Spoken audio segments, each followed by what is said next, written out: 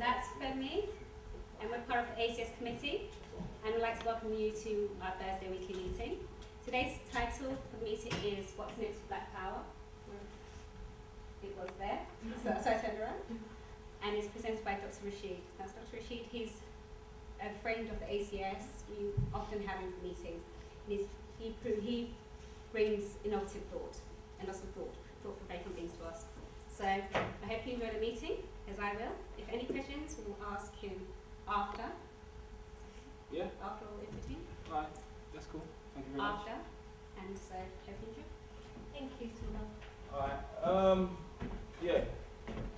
Before we start, I realise that everyone's sitting in the back. Please come forward. Like, get up out of the chair and come forward. You know, move forward. You know, it always strikes me that it's like we're kind of scared of each other.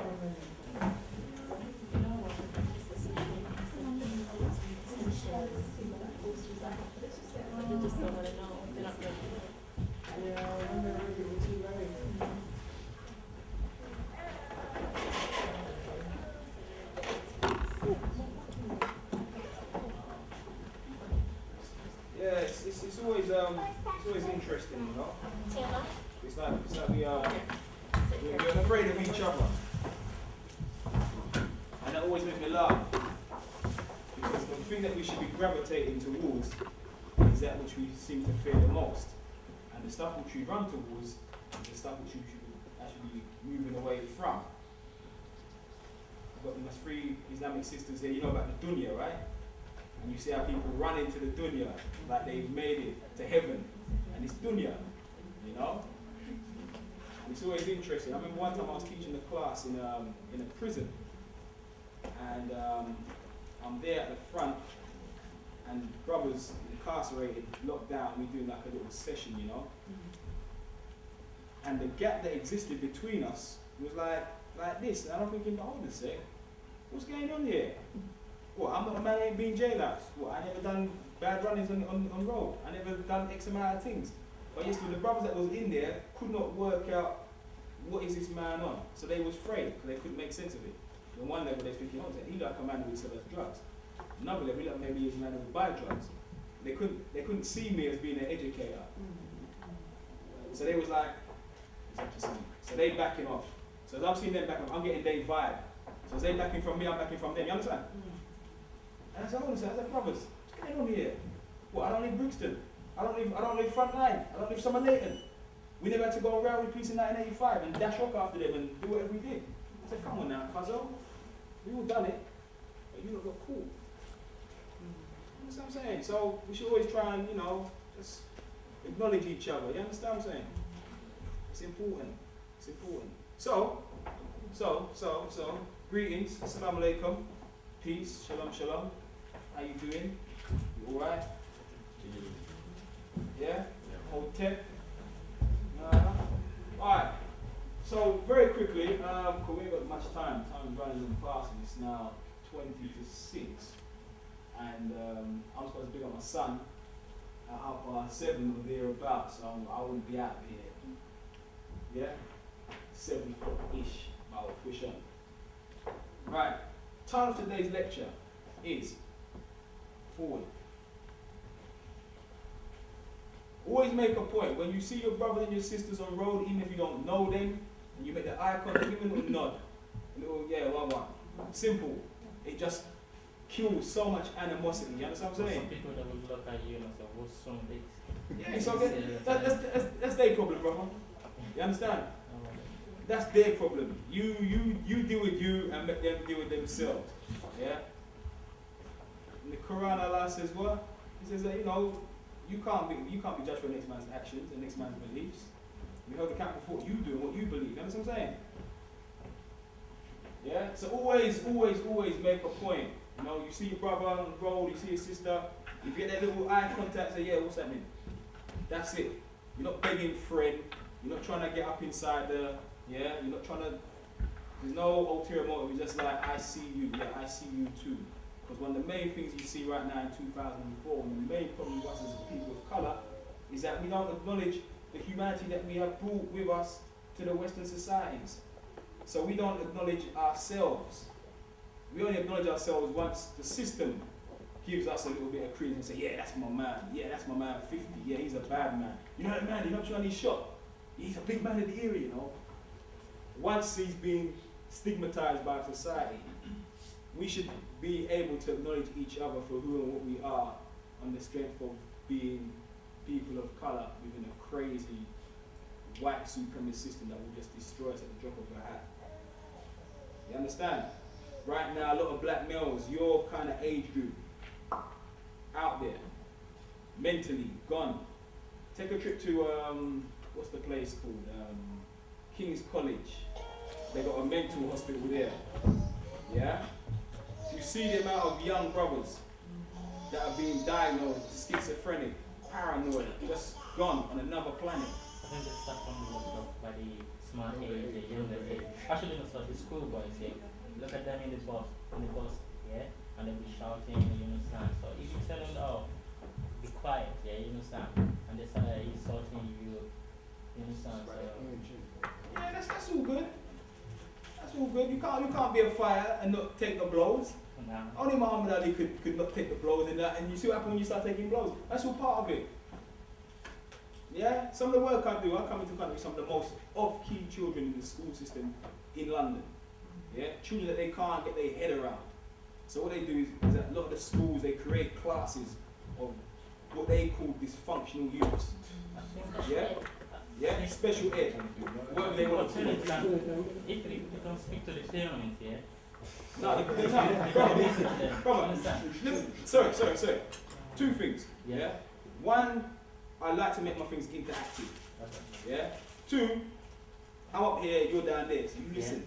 Right? Alright. When you're ready, you talk to the sister, and you know, because I used to be like you, I used to sit and attend this very same university, and I was one of the brothers who used to sit at the back after going and doing little juggling. Because every time I came to this university, I'll be honest, was to sell and hustle and juggle, and that was it. That was it. I didn't come here for no education. And then one day I smoked a big fat one, and I ended up in the library, and I was like, wow, books. And that was it. And you had to prize me out of a book.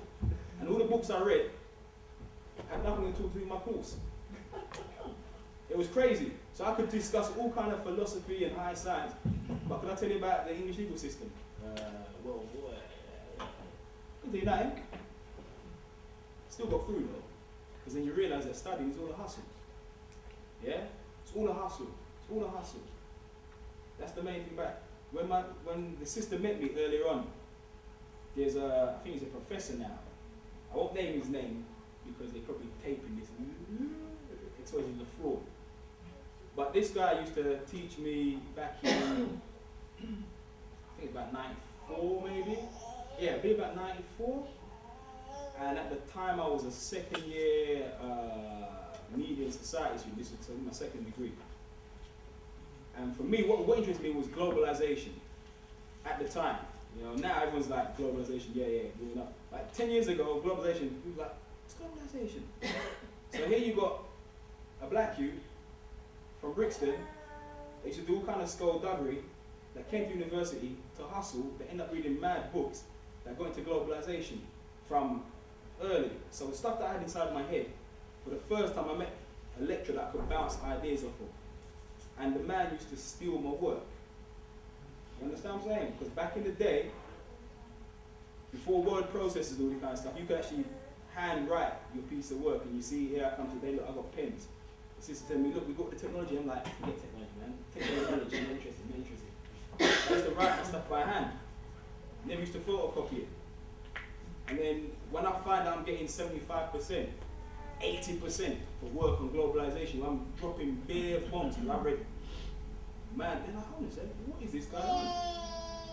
Then two, when I go to the file now to pull up my work, so I want to go and get it published in a journal, everyone's work is there, except one piece of work. Whose work is missing? Whose work got teeth out of the files? I'm going to bonus it. There's only 2 people that got access to these files here. That's the course administrator, the course director, she didn't like me now, but, and this guy. And between them, people was lashing my work. I thought, you know what? Then I got vexed. I went to see some people, and they said, look, don't worry about it. It's a sign that your brain is working fast. They'll teach you ideas. That's all part of it. You understand what I'm saying? So, brother, getting back, your time will come. I was a student here. You understand what I'm saying? I was a student here. So, yeah, so I work in some of the schools, and youths what I work with, they can't handle these youths. They don't know what these youths are about. If you put your phone on silent, sign respect. Yeah? They can't work out what these youths are about. So they create classes of bare dysfunctional youths. What colour are the youths? Black or white? That's a question you're allowed to answer. Black. Black. More than likely. More than likely. Yeah? 85%, 90% black youths. Male or female? Yeah. Mostly males. Yeah? Few females that are just out there that, I don't know, maybe they've got some kind of hormone imbalance or something. You know, so they're not too sure where they land in terms of gender. And what you find is that the school system is so afraid of how to handle these youths and what these youths are about. They can't teach them. So they just label them as being stupid. You know? Rather than trying to engage with you to find out what you're about. So Derek, why are you so crazy, boy? Why can't you just sit your ass down in class and behave yourself? That's too hard. Exclude him. Once. He comes back in, he's got attitude. Exclude him twice. Boy, you know, 3 shots and you're out, you know. Exclude him 3rd time. That's it. So you were 15, they said, well look, you should go on extended study leave. That's what they call it. You hear that one? Extended study leave. Yeah? So that's the twilight zone of education. And so much of our youths are in extended study leave. It's a shame. So for me, I'm like, why are our youths rebelling? What's going on with our youths? Why are they going crazy for? Why is it that so much talented people don't make it? Black youths don't make it. What is it? What is it? And then what you find is that the people that are given the position to diagnose the illness of the patient don't know what the patient's about. So it's called a misdiagnosis. You understand what I'm saying? Yeah? If I told the people that you owed me £100, you never paid me, would that be exposing you? Yes, you would be. Okay, I won't say it now. Sit down. So 2 twos. A misdiagnosis. So it's like a woman will come and tell me about some female problems. And there's me, I don't know what she's talking about. I'm like, yeah, well, yes, I understand. Yes. I don't know what's going on. Misdiagnosis. It's like a man said to me the other day, he said, imagine, he said, some people will go to see a priest, yeah, and talk to the priest about their relationship problems with their woman. You understand? Why, look, father, you know, the woman, she don't treat me right, you know, why, she don't treat me right. But then 2 twos, the priest that you're going to see doesn't have a relationship, never had sex. So that's what he says. But you know that behind the scenes, he's got some little skullduggery going on. And you're going to go and see this man and talk to this man about your person. How is he going to give you any kind of correct diagnosis? He doesn't know where you're coming from. So what's happening with our youths now in the school system is that the majority of people that work with our youths ain't got a clue what our youths are about. So the youths are just going, they're just popping off like crazy. So I'm seeing youths that are genius, IQ 140, 145, 150, can't sit a GCSE. You know what I'm saying? So then, when I get called in now to work in certain like education authorities, whatever, because my style is a little bit kind of off key, but true I got the academic qualifications to back it up because I was in here and I got papers and things. They rate me on the paper level, so they look at the CV, they look at the paperwork. He's got to be good. He's got the masters. He's got 2 degrees. He's got this. He's got that. Yeah, safe. No problem. Then when I turn up and I'm sitting there in the meeting, it's true. Yes, it's true. Yes, I hear you. Yes. And then once they think, oh yeah, this is the man we can kind of control to a degree. And once they drop me into the environment, into the zone, into the groove with my youths that are 15, that look like the youths on my block who run up and down terrorising them. The same youths that I smoke weed with at the end of the day, and they see how we, and I start dropping information on these youths, and he's just like, rah, yeah, it's true, you know. They start working out formulas, and they start coming to conclusions very quickly. I was teaching a class, end of last term, I did a 1 week session with a group of year 9 boys in a school in South London. If the school had got burnt down, my class would have been the suspects who the police would have been questioning for burning the school down. You know what I'm saying? They gave me what they said was the worst youths. And I was like, I like these boys. And I'm looking at the boys like this. I like these guys. So what the school did, they took, they put the head of the history department to work with me. That's what they said, to work with me. Obviously it's not to work with me, just to what's he doing? Right.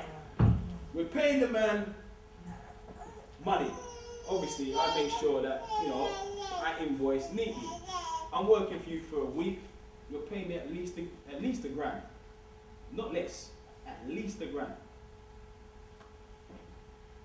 That's just because the qualifications allow me to take the P with the money. Yeah? You got to know how to play it now, you understand what I'm saying? You have a certain cachet, so to speak. A certain cachet. Well, attainable, marketable value. Well, you got it's Too Short. Too Short, the rapper, said, get in where you fit in. Too Short was a pimp. Get in where you fit in. Find your angle. Find your niche. You know? Find something that you enjoy doing. Don't come into education thinking that, yeah, my career is going to be this. Make sure that what it is you're pursuing, you enjoy it. So at least when you're doing it and you ain't getting no money for it, you still do it. Yeah. That's where we go wrong. You understand what I'm saying? So you'll get English cats now, middle class, upper middle class. They'll go to Oxford and Cambridge and they'll read Greek philosophy at degree level and spend all day discussing Greek philosophy. And I say, yo, Charles, blah, blah, Charles is good, you know. You know, Archimedes' principle said blah, blah. Not read Stolen Legacy to find out where the Greeks got the knowledge from, but they'll read it at that level. Then they'll come out, and where will they work? They'll go and work in the city. They'll work for Goldman Sachs. They'll work for Lehman Brothers. They'll work for some offshore company doing some investment banking. And you're like, oh, what did you study, good boy? I did 3 classics. I'm now earning 100,000 a year, you know. Jolly good. Excellent. Damn. And there's us studying what? Finance. Thinking we're going to get to finance. You don't get to finance. You get a job in the council, maybe shuffling, counting parking tickets. That's your finance job. And you laugh, but it's true because I know brothers who came here and that's what they studied and that's what they're doing.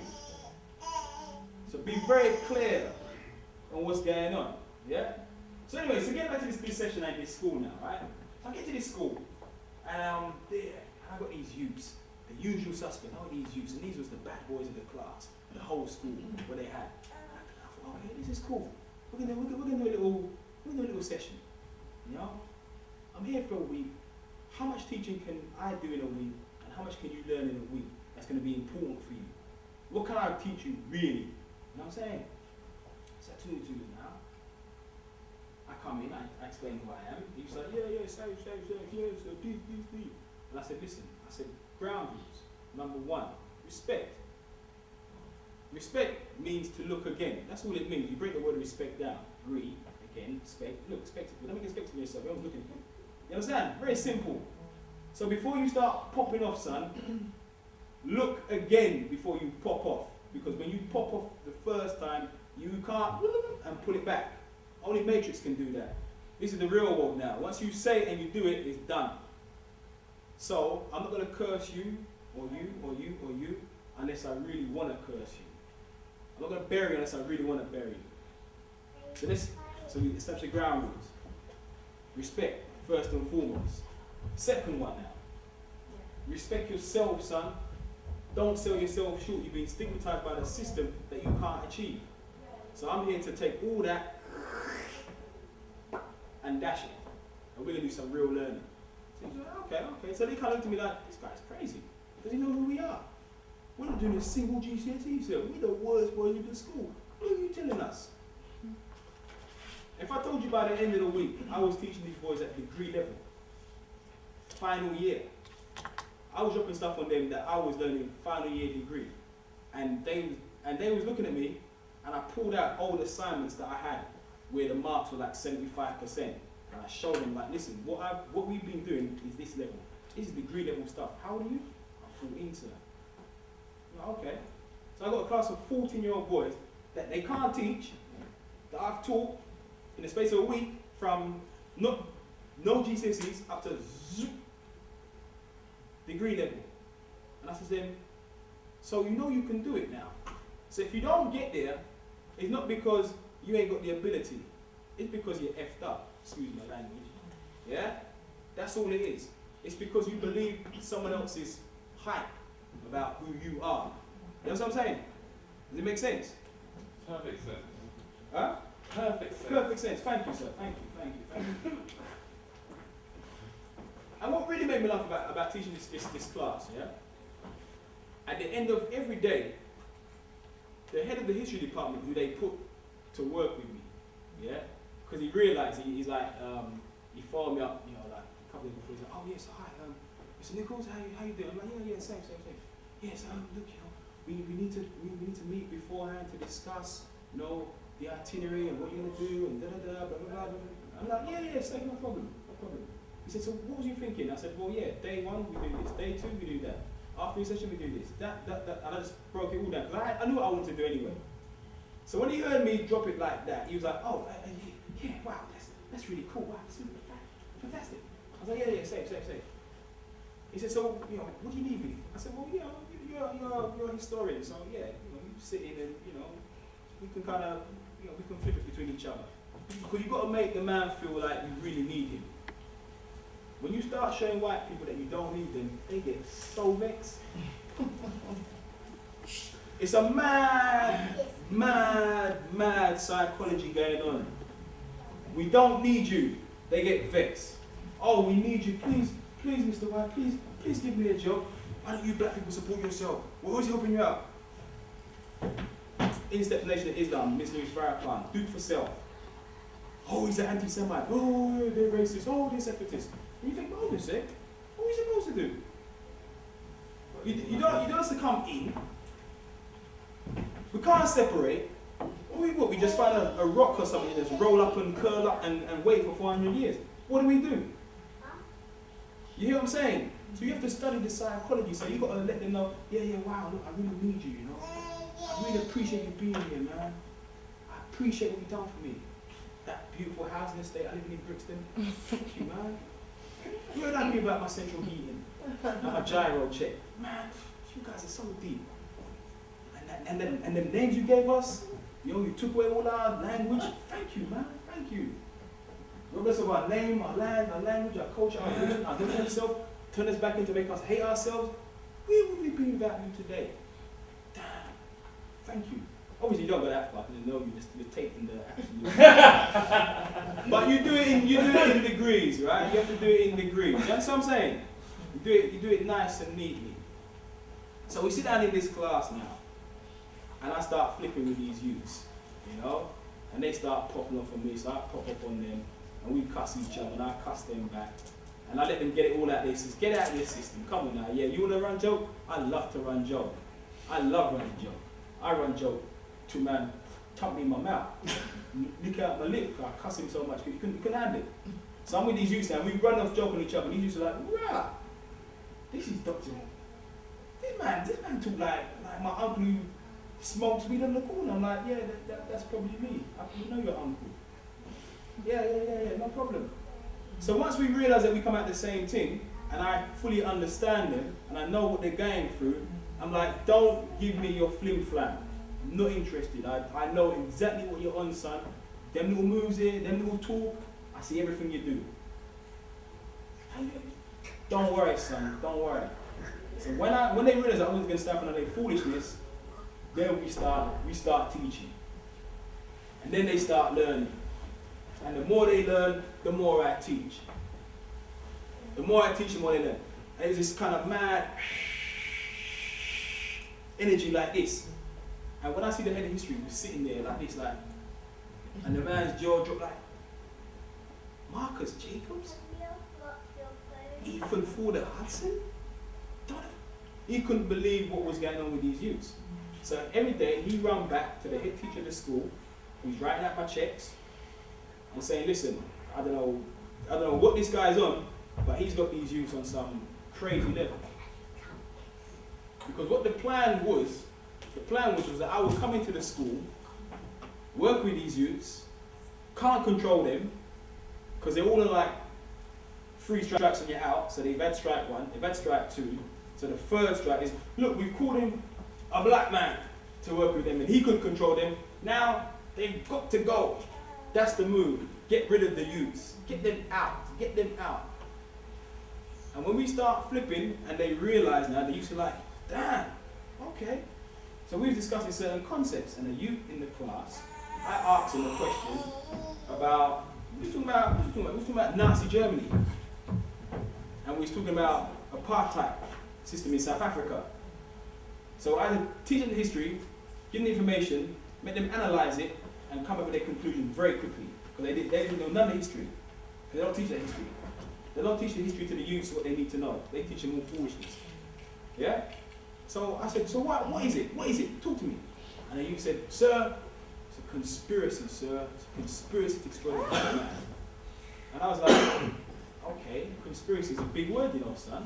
You're in year 9, very little man like you come with these big words. And the head of history was there, the white man. So when the word conspiracy to destroy the black man came up, the head of history was like, look at me, and I'm like, I never said it, he said it. You understand? The youth said it. I'm like, so obviously I've got to play it in such a way. So I said, son, that's a big word. That's a big word, conspiracy. I said, do you know what conspiracy is? He said, yeah, I know what conspiracy is. Now remember now, these are the words used in the school that they can't teach. I said, what's a conspiracy? And they said, sir, conspiracy is when you have a group of men meeting in secret to plan political moves. I said, that's a conspiracy. Head of history was like, that's what a conspiracy is. Why you? The youth broke it down. Obviously, head of history runs back and says, oh, these boys here are on some other level now. They're not stupid at all. They're really sharp. They're frighteningly sharp. Would the school call me back in to do any more work with these boys? No. Of course not. Of course not. Why not? I throw the question back to you guys. Why not? Because you're a threat. No, not that he's a threat. He's They don't want Because them you to actually be in a acknowledge certain this. kind of- Hold on. One at a time. The fact that their teaching methods are deficient. Deficient teaching methods. You. They want them thinking in a certain kind of way. If they think too deep, then they're going to realise what's going on and start to change. And they can't really have them achieving too high.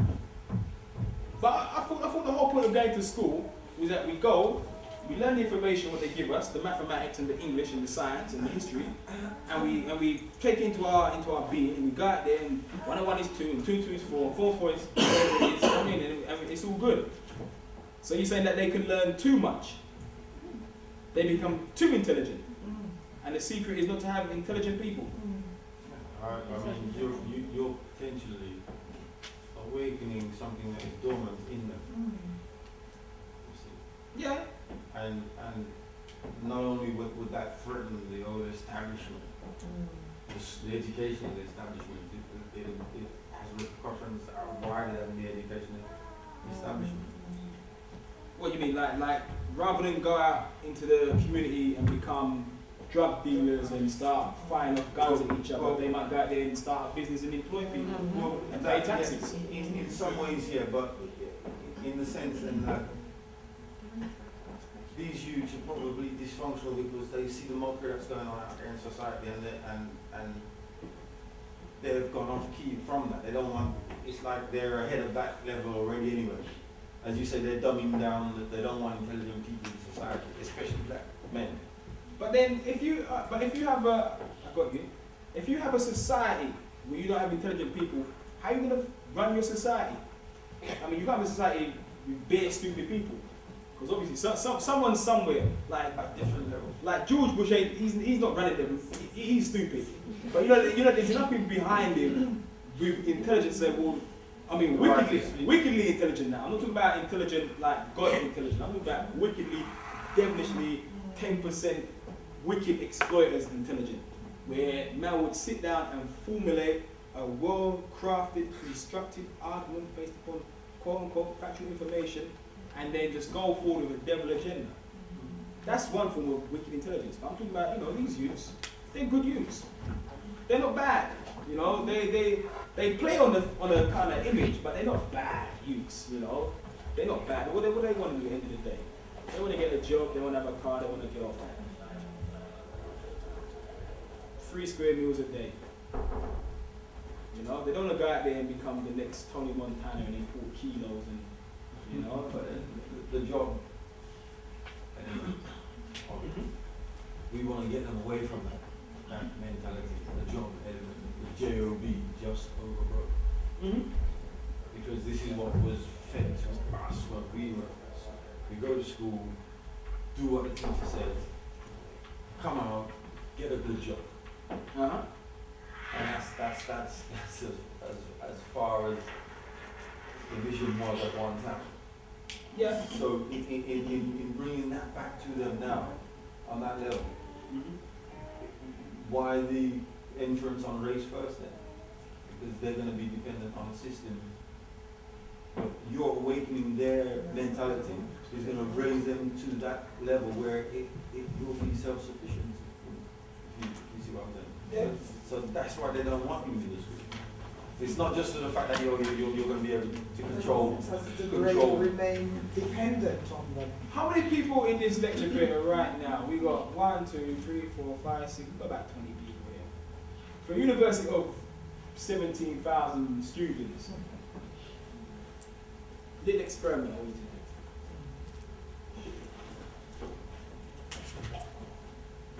The library, leading up to exam time, try and find a space in the library, yeah, where you can sit and study. Yeah? I'm not saying you personally do it. If they find you, get in trouble. Break the fire alarm and see the library empty. And everyone has to stand up across the road from the library and look for the amount of white faces out of the couple thousand faces you see in the library and out on the road. And then you start to say, well, hold on a sec. What's going on here? What's really going on here? You understand? What's really happening in this university called South Bank? Because it's like we're paying money for a service, and if we was to step out and we never got the service that we demanded, this place would crumble. It would finish. It would cease to exist as a university. It would close. It would go bankrupt in a semester. It's run on black folks, African, Caribbean, Asian. You understand what I'm saying? See, my mentality does not work for any of them. Well, that's the secret, really, at the end of the day. But how much people got your mentality? You know? Because universities turn out a certain type. The whole idea of the university, yeah, is that you come in, you get a qualification at this level of university. This is like the bargain basement level of universities, yeah? So at the top you got Waitrose and Sainsbury's and Marks and Spencer. This is like Lidl's, yeah? It is Lidl's here. You come to Lidl, right? Be honest about it. You understand what I'm saying? However, don't watch the face on that one there, because some of the maddest, slickest people I've met was coming through this place here. You understand what I'm saying? And one thing I realized about this place here, certain people that you will meet when you're coming through here, you won't meet them at other places. That's one thing I know for certain. Certain cats what I met in here back in 91, when I was fresh, these men were like, yo, sit down. Why you sit down? Who are you talking to? Listen, sit down. I've got to talk to you. What's going on? Yeah, okay, that's all right. That's all right. Yeah, it's a certain man that you meet, you won't meet him anywhere else. And certain man sat down with me and was like, listen, Rashid, what you call yourself, you think you're a bad man. You know you're on, you know. You know you're up to, you know. What am I up to? Them times there, man used to have bleep on their hip. Yeah? Mobile telephone was as big as a house. So you had to have a bleeper. I'm sitting there in lecture, people goes off and like, so I just get a coffee, I'm a bit tired.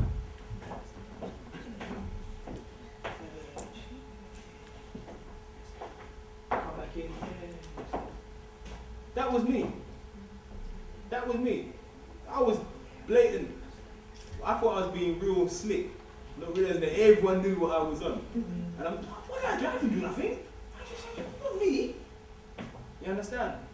And then certain radical heads who've been taught by other radical heads, was like, yo, listen, no, come, we gotta talk to you. We like you. Why? Because you're crazy. You don't care, do you? Care about what? Care about money? Care about the girl over there? Yeah, that's about it. I don't care about nothing else. Yeah, listen. And these guys schooled me and gave me information. You understand what I'm saying? And I know that if I went to somewhere like Oxford or Cambridge, I won't be here today talking to you guys. I'll be in the city somewhere. Or maybe in Switzerland, in a mansion. You know? Bare immigrants working for me, boat people. I'm paying them about £1 a year or something. Then, any noise out of you, yeah, back on that boat, son. I'll be terrible. You understand what I'm saying? Yeah. So one thing I say, you meet certain people here that you won't meet other places.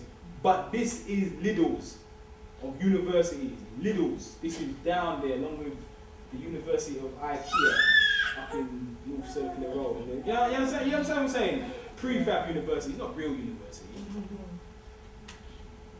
Yeah? Be clear about that, right? Be very, very clear about that. Understand that if you walk out of here with a first and you're going for a job and a man comes from Oxford and he's got a first, then you don't need to be a to work out. One of you might become a security guard, one of you might just become the company director. You understand what I'm saying? I don't need this is looking vexed already, man. No, seriously. Don't worry. I don't want to bust your bubble. I don't want to bust you, but I'm just being honest about this. Just be real about this. Yes. Yeah? Be real about this stuff. You know? So if you're trying to get into the job market, coming out of South Bank, it's hard. If you want to become a hustler, if you come in here as a hustler, you get some qualifications, you go out, you're a hustler with degrees now, you're like, wow, make money at this thing, you know? Become a consultant. How much do I charge for an hour? Boy, how much you get paid? £10.85 an hour. I charge 70 then. Okay, safe. How do you charge 70? Because I do. Why? Because I want to. How much work do you do? Enough. You're always so laid back. I don't get stressed out. I can't meet your money because I'm working. What do you mean you work your money? We work on Monday. We take Mondays off. Monday we hang out on the block. We catch up on the gossip. We check up on the tales from the hood. That's Monday. You know the highest number of heart attacks happen on a Monday. You hear that one? Yeah? The doctor told you. Heart attack on a Monday. Don't work on Monday. They even made a tune about it. Tell me why I don't like Monday. Bob Geldof sung it back in the day. I'm showing my age now. Yeah? Where the girl went to school on Monday and shot the whole school and killed about 50 people in America. And they said, why are you doing shit? I don't like Mondays. She got to #1 in the charts. Telling you, this ain't a joke, you know. And that's Bob Geldof, who right now is Sir Bob Geldof, who's trying to save Africans. Man pushed a tune about a girl that went and shot up a whole school on a Monday. You know these things. Yeah, I work Monday. What are you working Monday for? How would Monday get for free to work on Monday? Work 2 hours. The day's done. Finish work 12 o'clock. Take a 3-hour lunch break. Take a day lunch break. Take a week lunch break. Jump on a flight. Go to the Caribbean. Come back. It's just in Barbados, you know, there's a conference out there. I didn't go and check it out and think. What kind of work you do? I work for myself, guys. Rah! That's deep. I'm like, no, it's not deep. It's come common sense. So be very clear, yeah? Be very, very, very, very, very, very clear. I can see these ladies here, these ladies are vexed, but I just study your verbal communication, your non-verbal, your NLP, your neuro-linguistic programming. You don't like what I'm saying? It's alright, don't lie, you don't like what I'm saying. What do you like what I'm saying? Is it because I'm not academic enough? Because it just sounds too much like the kind of things your uncle would tell you? No, we're just listening. Yes, listening. Yeah. So far, what have you picked up? All good. It's all good? Yeah. Okay. No, I just see the way you guys are arms folded in harmony. Your body language sucks. Relax, man, relax. Relax. Insecurity. That's right. And some defensive posture. Relax. Because of your defensive posture. Sit there like this. Put your hands up like this, yeah? Nothing to do. Yeah? Yeah. It's cool. It's cool. It's cool. Anyway. So the idea, yeah? The idea for you guys as students out of South Bank. The idea for you guys as students out of South Bank. Be very clear of who you are. Yeah? The sister here asked me about, could I do a lecture on Egyptology? And I said, well, I know a bit, I don't know enough, but I know that above the entrance to the Great Pyramid, in hieroglyph, it says, know yourself. Yeah? That's the first thing you need to know, and the last thing any of you should ever want to know. Because by knowing yourself, you will get to know the nature of Allah. True or false? True. True or false? Because you never know Allah, right? Okay? So you have to know yourself. So when you start to study on that level there, you can go to South and you be like, yeah, so what? What's a degree? A degree ain't nothing. A degree doesn't qualify you for anything. That's what Dr. Naylor said. Okay. Okay. Yeah, I met the brother in Africa. Yeah, Deep brother. Deep brother. yeah, he said the paper, you know, if it wasn't the fact that the paper was so rough, he would have used it and wiped his backside. Yes. Sounds about right. It sounds about right. I remember one year I was here, and this is when the society meetings, what you guys need to do is that you need to bring more people to your meetings. Yeah? Because, I mean, going back 10 years ago, every week we'd have 150 people in the meeting. You know? This is the spot to come to. People are like, yeah, them guys are off, you know, them radicals, they're up to something. Let's go and see what they're up to. People come to catch joke. But when they come in, some of the reason that was going was so mad, and so deep, and so interesting, so informative, some people went this way, some people went that way. You know what I'm saying? But people came through. We even had certain people got married. Certain couples got married. They met in society, they got married, they had children. You understand? Through African society. They have the wedding, they have the all old crew turn up to the meetings and come out. Yeah? So getting back now, so be very, very, very clear of who you are and how you fit into the scheme of things as South Bank University students. This is the middles of universities. Yeah? You get a degree that ain't worth jiggly. Don't say that. Huh? Don't say that. Don't say that. Oh, I should lie to you? I should tell you that you become governor of the Bank of England? What am I supposed to say? You're going to go up in a spaceship become the and become governor first of England, I'm Mars? sure I'll aspire to that. Say what? I said if I choose to be that, I'm sure I can aspire to that. Yeah, that's you But that's personally. not what I plan to be. I plan to be an architect. Yeah, I'm sure you become an architect. I'm not doubting you, brother. So you can't say a degree is nothing. The paper may be worth nothing, but I mean a degree means to say that you sat and studied, you know. Yeah, I hear that. Let me ask you a question. And a brother asked me the same question in the meeting a couple of years ago. You got a degree. Let me ask you a question. With your degree, how far can you get with your degree? One degree, how far will one degree get you in this world? As far as I wish to go. It's not really the degree that opens doors or takes you as far as you need to go. You know, brother said to me, he said to me that a degree, so you get a degree, He said, you're not even qualified to make a cup of tea. I was like, what? He said, you can't make a cup of tea. I said, how does that work? Even my knowledge was smaller. You follow what I'm saying now? He even qualified to make a cup of tea. But he was on some real yin-yang reasoning. And I said, well, how does that work, rude boy? Tell me how it works. He said, well, check it. He said, to make a cup of tea, what do you need? What do you need?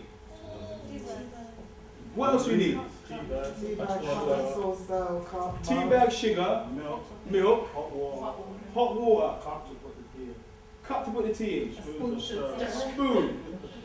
So the hot water that you use, is it lukewarm or is it hot? Is it hot or is it boiled? Boiled. At what temperature does water boil at? 100 what? 100 degrees. My man has got 1 degree. So he can't make a cup of tea. So you need another 99 to make the tea. That's the easy part. Huh? That's the easy part. That's the easy Get part. another 99 fellow students that study degrees, and there you go with 100. Well, there you go. You know But what I mean? then, Because it's not about the individual, it's about the collective. okay. That's right, I hear you, but then it's about the collective. But who are you going to unify with? You're going to unify with people that are looking to take your wife? Man, looking at the rims on your car, want to rob your car? That's not the kind of people I associate myself with. Okay, well that's good. I associate myself with people that you go on the board with. Black power men. For black power people. Yeah. Alright, glad you said that. Now check this, the sister asked me, yeah, what was going to be the title of the lecture today? Yeah? And I said to her, over the telephone, we're now for black power, or we're next for black power. Yeah? We're now or we're next. Take your pick. How many spellings of the word where can you get? It's only when the sister phoned me back and told me, I was like, oh gosh, okay, miscommunication. Yeah? And I started to think about it, and I was like, oh, there's enough different forms of where. You know? The river weir. That's right. There's the river. Clothes that you wear. There's clothes that you wear. There's where you're going. There's we are. Yeah? So for me, the title of the lecture was this. Yeah? Where now? Question mark. But the sister, being optimistic and young, heard Yeah. and it wasn't now, it wasn't. Sorry.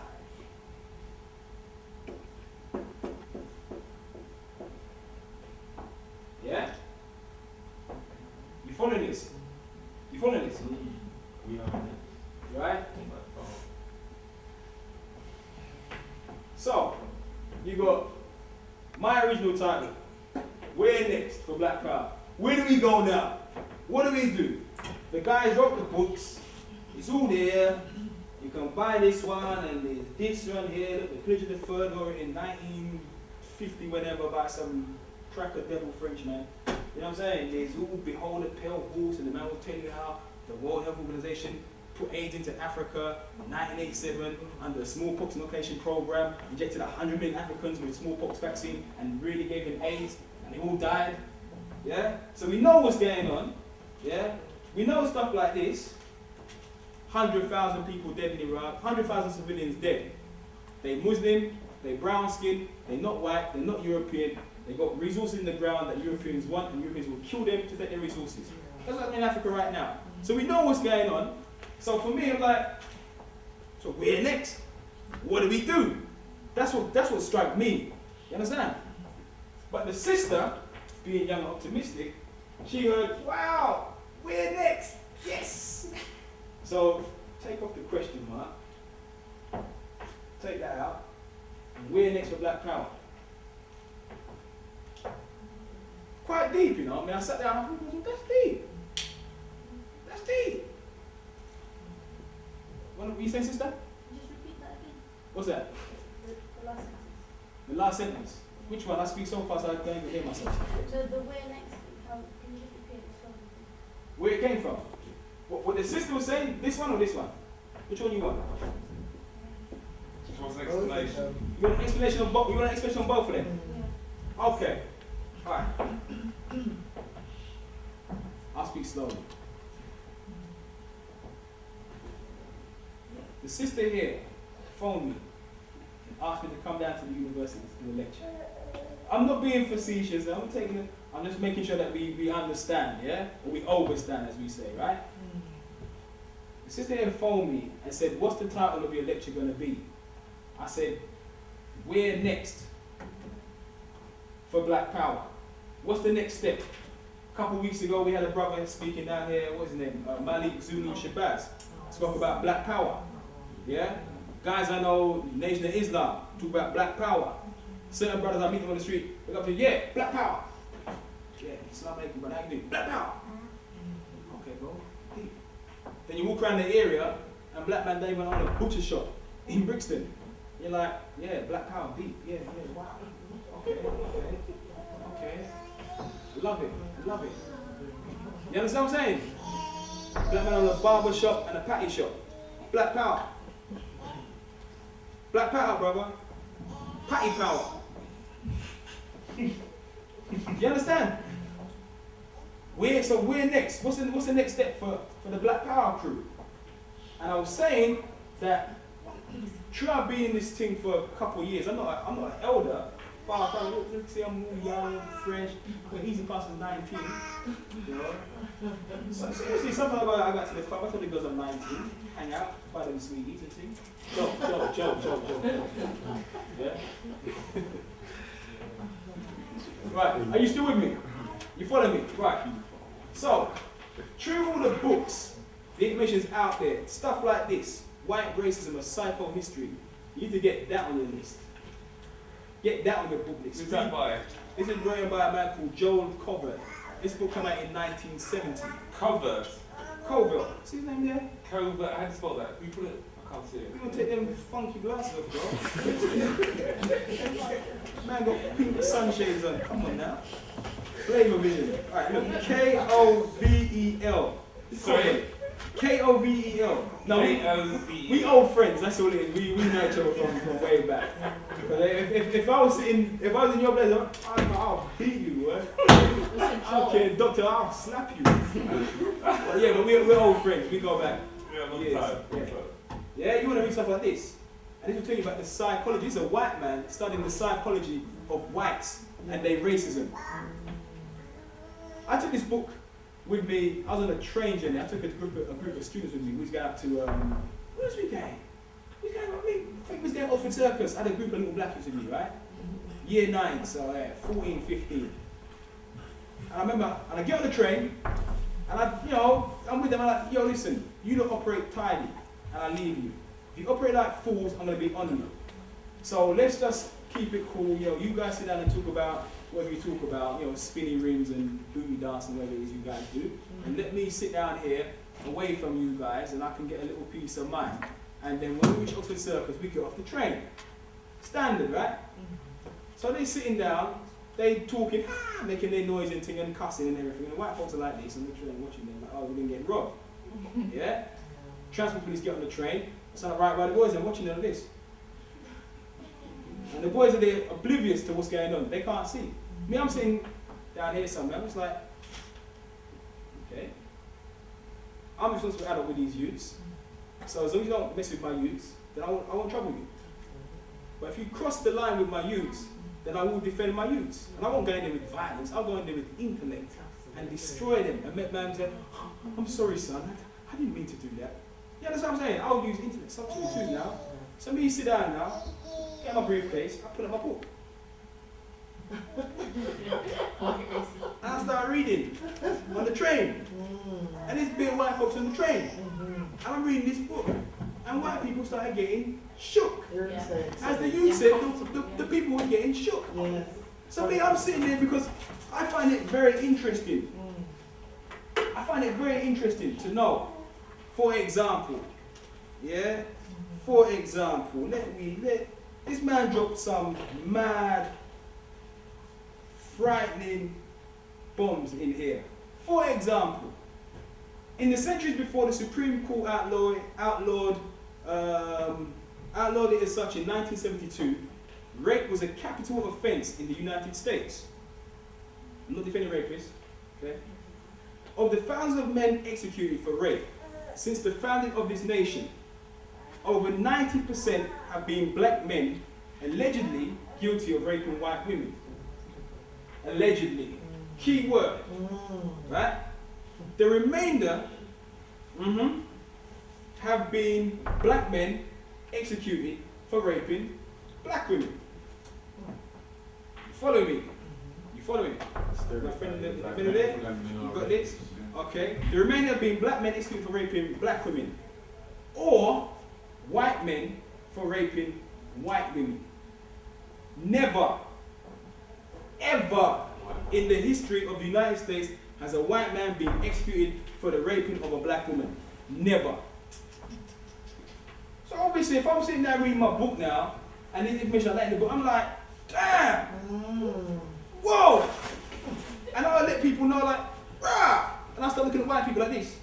Damn, whoa, okay, sing, rah, raggo,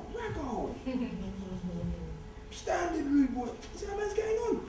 Yeah, I'm there. The white folks on the train, I know they was freaking out. We reach Oxford Circus, we all get off. They don't know I'm with the boys. Because the boys get off, I give a little, like, wait, Oxford Circus. They get up, they get off, I get up. Behind them. Sir, it's Rashid. What's up? Rah! Just what happened on the train? I said, what do you mean what happened on the train? Them white people was shook. They was shook. I said, what do you mean they was shook? The white woman next to you, she started doing all Fidgeting, yeah. fidgeting. I said, yeah. And she looked at the other one and she's like this, like, look. I said, really? He said, sir, you had these white people up. I said, but what did I do? You pulled that book out, sir. I said, think about it, son. Think about it. I didn't pull out a knife. I didn't pull out a gun. I didn't pull out a kilo of hide and say, yo, you might sound dead to me, baby. It was nothing like that. I pulled out a book.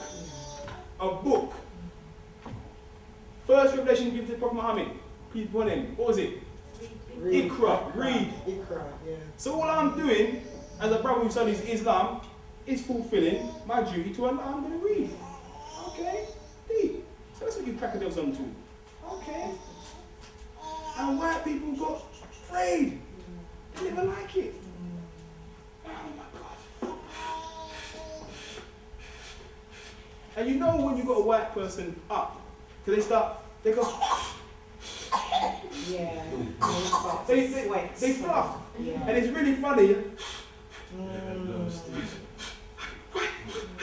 And the words don't come out. And it's all like, and they get flustered. And you're like, it's only a book written by a white man.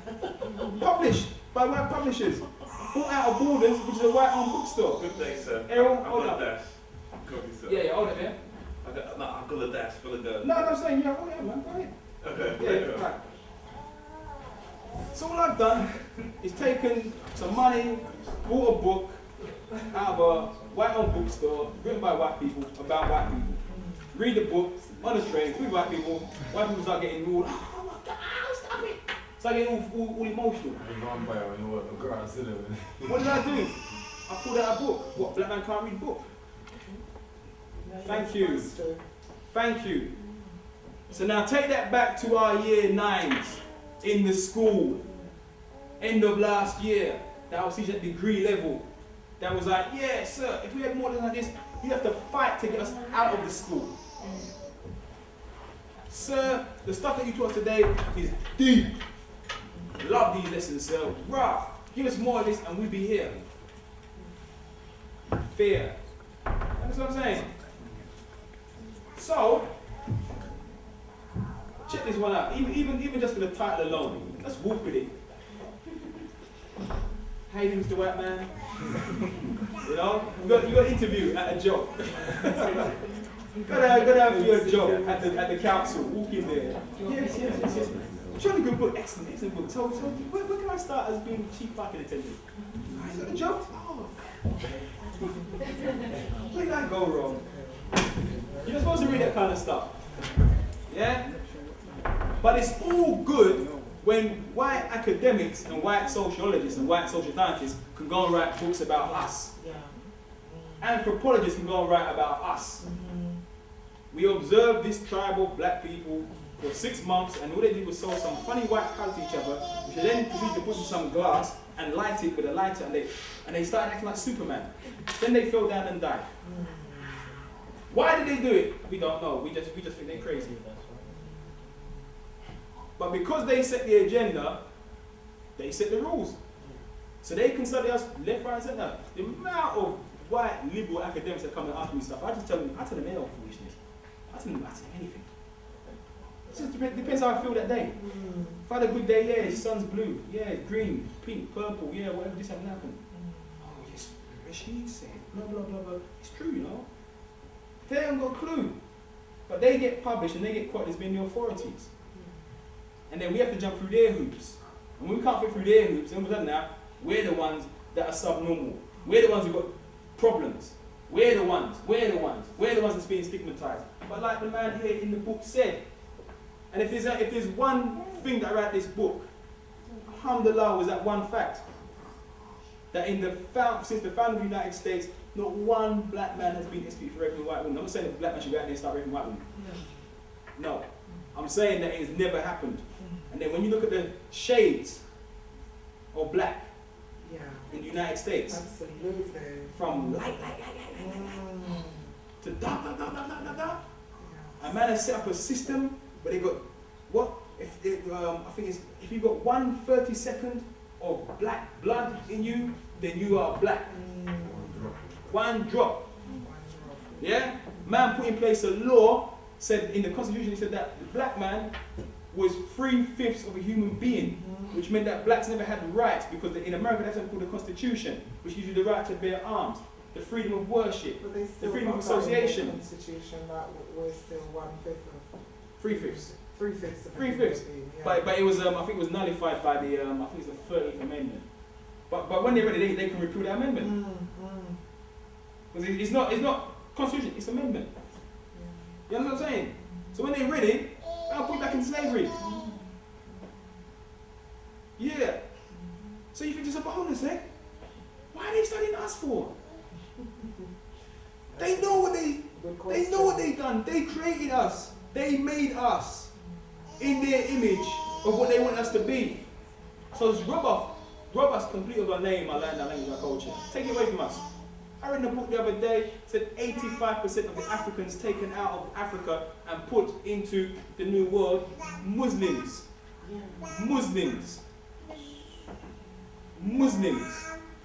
But now they got us as pseudo-Christians fighting down Muslims. Say, why they're Muslim and they're Taliban, they're blow up the world, they're Muslim and Batman. While the man who terrorized us, we identify the man who terrorized us. They got our minds so flipped out. So for me, the question was, where next for Black Power? Where do we go from here? It baffled me. Where do we go from here? Right now in Brixton, a lot of youths on the block taking Shahada, becoming Muslim. Youths look like you and you and you, going into the mosque in Brixton. Bear witness that there's only one God. I don't know, what's going on here? What's happening? Go ahead. It's because Islam is what eradicates all this problem of race and everything. It's through Islam that, you know, there is no such thing as racism in Islam, because everybody is one, everybody's, you know, accepted. Hold on. I hear what you're saying, yeah? In theory, there is no racism in Islam, because even the Prophet, his right-hand man, what was his name? Bilal. So when you hear the call to prayer, you hear Bilal's words. Bilal's man will tell you the call. Bilal, black African, slave, risen up from the despised to be the Prophet's right-hand man, number one companion. So within the story, it shows you this is what happened. But in reality, you know and I know that if I try and go and marry a Pakistani sister tonight, tell them my name's Rashid. That's how it is. I don't care what your name is. You know it and I know it. Let's not beat around the bush on that one day.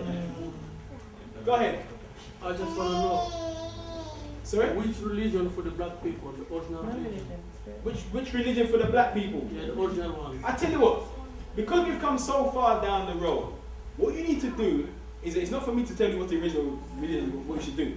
Because before we had certain systems of worship, we had our traditional systems of worship. Yeah? And I would never fight down the traditional system of worship. A sister came and told me, look, it's paganism. This is an African sister. Told me that in Nigeria there's practicing paganism. And it's only when the Europeans came with Christianity, I was like, wow, they got you deep. Jeez, son. You are fit for the 180-degree turnover camp. Because you need some mental, the sister I'm talking about, not you personally, yeah? So I'm saying for us now, we need to find the religion that is right for us. Personally. Yeah? Yeah, but that is against the God's wish. Because when God created the black man, He gave us something which is natural. When you're trying to find something else, that means you're obeying God. No. You misconstrue what I say. What I'm saying is that you find what's right for you. Some of us in this room will be Christians. Yeah? And I'm not going to say to a man who's a Christian, if you're doing the work of Isa, as we call him in Islam, the prophet, Jesus as they call him, yeah? Or Jesus, Joshua. If you're doing the works, I'm not talking about some madness where you say, I'm a Christian, then jump in a plane and go and bomb Afghanistan. No, that's not Christianity, that's devil worship. I'm talking about if you walk and you deal with what your prophet claimed to be the actions. Love your enemy as you love yourself. Look after your neighbor. Practice charity. Practice humility. Well, I'm going to then turn around and say to you, as a Christian, you're a fool, boy. Slap you. Allah will curse me for that. I've got to leave. I've got to respect him. Do what's right for you, but don't go out and encroaching upon the next man. Don't be fighting the next man. Right now, in Nigeria, Muslims, Christians, they died. I had a thing on Radio 4, and there was a man, he was a religious man, supposedly. He said, I'll kill them Muslims. And the Muslims, I'll kill them Christians. I'm like, what's up with these guys? What's going on here? What, so you take Prophet Muhammad, peace be upon him, and sitting down with Prophet Jesus at a table, and these men can't communicate. They can't talk. You take Moses, put Moses in the same equation. What, them men are going to be there fighting? No, the man said, yeah, the oneness of God. Yeah, what's going on, bro? Yeah, safe, man. It's all right, man.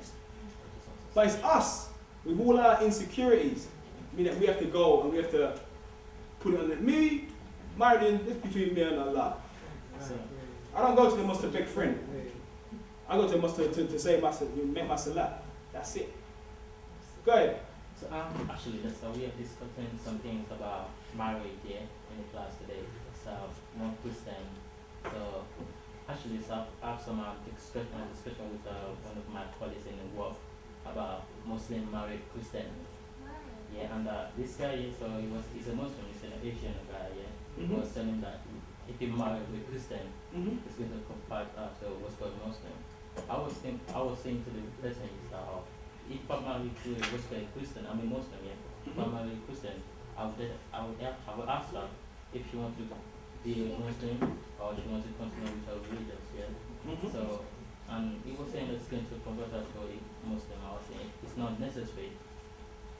No matter what, because she was born as a Christian, and so it's not necessary to, to change that to a Muslim or something. I know she don't come here and start doing some madness, cook up pork chop and kind of stuff. Yeah, I mean, because at the end of the day, even in the Quran, and sister will tell me it's true, right? In the Quran, Allah says that you have to accept the New Testament, Old Testament, the Torah and the Injil, the Gospel. Very clear in the Quran. It tells you, read your Bible, says it clean. You understand? It tells you about the prophets that came before Prophet Muhammad, peace be upon him. Very clear. So you can't start rejecting words. If they come with their baggage, don't come to my house and start cooking up pork on a Sunday and say, yeah, Rashid, look, this is special for you. Come eat up, rude boy, eat up and feel good. Fun that, you understand? Don't come with that. Don't come tell me that, Jesus is God. Because I'd say to you, okay, Jesus is God? Okay, let me ask you one question. Jesus is God. How come you can take God and put God on the cross and kill God? Simple. My son, 4 years old, asked that question in school. The school wanted to put him into a behavioral psychologist class. They was very concerned about him. He said, how can you kill God? How can you kill God? Straightforward question. My son's name is Moses. Moses Malik. He has a Hebrew Muslim name. Powerful you. So you have to show that, listen, all this thing come from the one. Come from Abraham. You understand? So don't get wrapped up in, if you meet a woman and she's a Christian woman, but she's a pious Christian woman and she's good and you and her ain't arguing, discuss scripture with your wife. Discuss with your wife. Don't take the Bible and dash it down the stairs and take that my house. Temple bad man. 611. King James. He's a bad man. Dash that. No, I say, look, there's certain things in there that as Muslims we can relate to. You can't throw out the baby with the bathwater. That's the white man saying. You understand? Go ahead. See, as I said, like, if you read even Christian, even if you're a Christian, if you read your Bible really properly, there's a section that really says which way that you should go or what you should follow. Because if you read the proper Bible, though, it depends which Bibles you read. Because these days the Bible are changed by some I've seen Bibles. Check this. And I don't get caught up on this thing with the religion thing, yeah? Because that's another lecture in itself.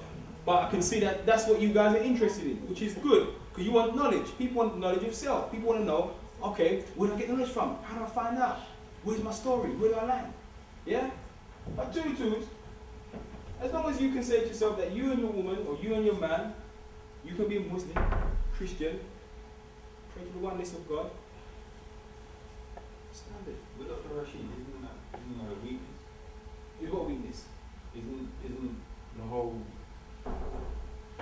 concept of religions, whether it be Islam, Christianity, Judaism, isn't it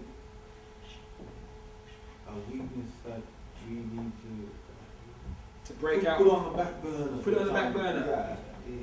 Yeah, I can hear what you're striving for. But imagine we live in a society where there was no law. Wow, I'm gonna drive my car on the right hand side today, I drive on the left hand side tomorrow. The green light could mean stop, it could mean go. Who cares, bro? I go and slap you when I feel like it. I pick up the things. Wow, this looks nice, Let me take this, man. This from my yard, and just bounce out. Go home. No laws, no regulation, no conduct. Wow, your wife is nice, She's a fox, man. I like her. Your wife will come around and me and you smoke some weed tonight, and maybe tomorrow take out your wife and think it's cool, maybe. Obviously, you'll be like, this man wants to die. We got to have some kind of conduct. Yes, the word religion basically means to bind and restrain. Just restrain. You understand? That's what it means. But isn't that the ethics then that is coming from the ancient mystery system? You talk about Egypt, yeah? Yeah. You go right back to Egypt. You go back to the systems of Ma'at.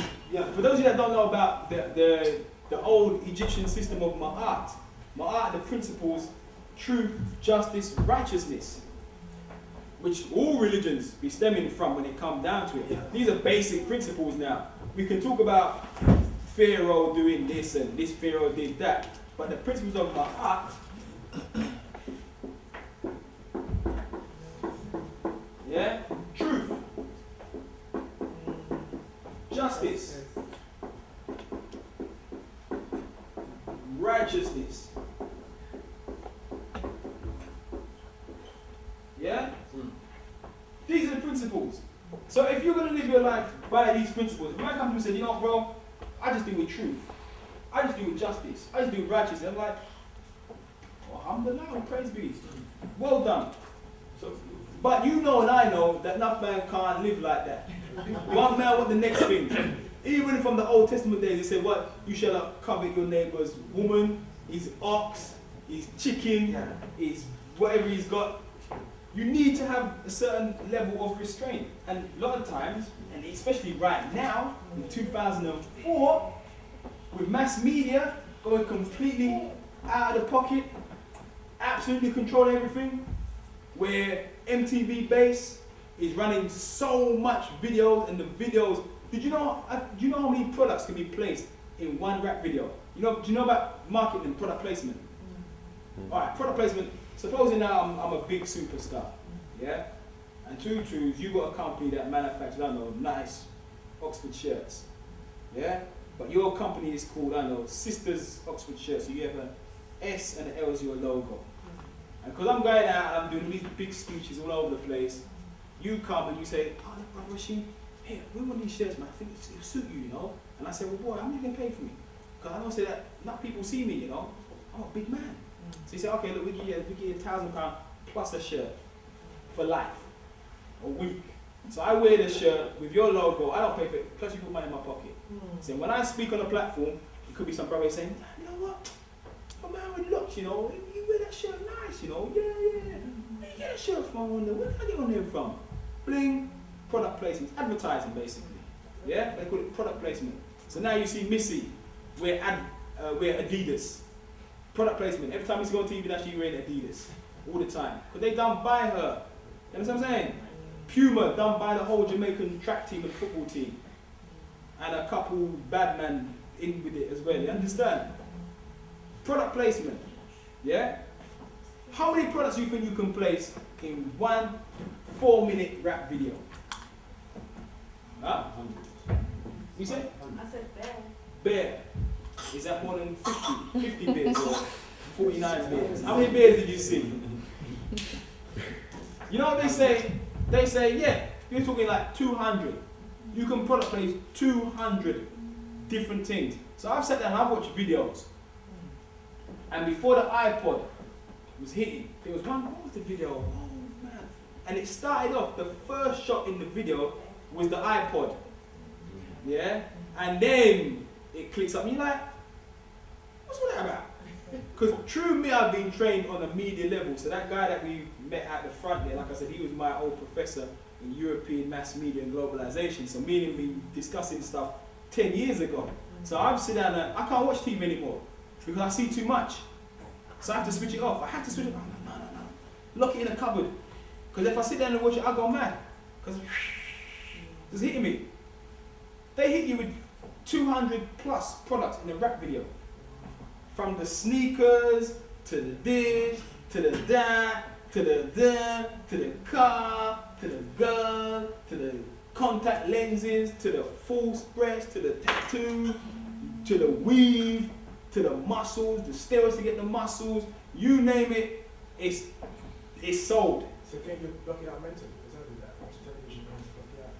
I don't know. I can't be bothered. I just gonna put some Miles Davis and sit down and smoke a nice little weed. You know what I mean? That's what I do. I chill. And there's also subliminal information going in as well. So product placement. Yeah. Where are you going? I have to go now. You have to go? Yeah. Alright. Next time, though. Yes, man. So, But my brother, can I just make this point? look, you okay? No, I'm not going. No. I said go ahead. Oh, okay, Make your point. sorry, Yeah. sorry. No, I'd just like to say, when you walk around in estates in Brixton, Stockwell, if you look and see how many saucers you see. Sauces. You know, the dishes, sorry, the dishes. Oh, I think me like man that work in witchcraft. No, the dishes. Like, yeah, beer sauces in Brixton. Yeah, and I'm thinking, beer gins, devils everywhere. yeah. Yeah, you should look. Satellite city. It's amazing. And people just sit down there, so you get the poorest people, you know the nice of our society, the people that got the least Yeah. are the ones who watch the most TV. That is what I've noticed. The Yeah. more TV you watch, the more product placement, hit you. Yeah? Hit you hard. They used to say back in the old days of rap music, like 1989, 1990, it was like Public Enemy and KRS-One and Lakeem Shabazz and Poor Righteous Teachers and Grand Nubians and all these kind of guys was being righteous. Rakim. Yeah? they said that rap music was the black man's CNN. Rap music. Yeah? That's what it used to be. So you sit down and listen to Public Enemy. Listen to Public Enemy will be like listen to this lecture with a beat behind it. But it just rhymes. And you're like, damn! Why them man weird, you know? Why? They talk about this, they talk about that. I want to go and pick up a book and pick up a Uzi. I want to go and shoot someone and read something at the same time. That's how rap music used to be. The black man's CNN. Yeah? So brothers used to get, and sisters, used to get spark knowledge. Because Chuck D from Public Enemy said, how much teaching can I do in one album? So all I can do is call names, dates, places. And hopefully it will spark the interest in the listener so he will go out and do independent research and find out for himself. So I'm a product of that process. Because I hear man talking, I'm like, what are you talking about? Which maybe they want to go and pick up books to go and find out the answers to some of the questions. So it used to be the black man's CNN. That's where we get our news from. Then a friend of mine who works in the Home Office said to me, that's done, cuz. That's all finished. So what means all finished? He said, all finished. He said, he's no longer the black man's CNN.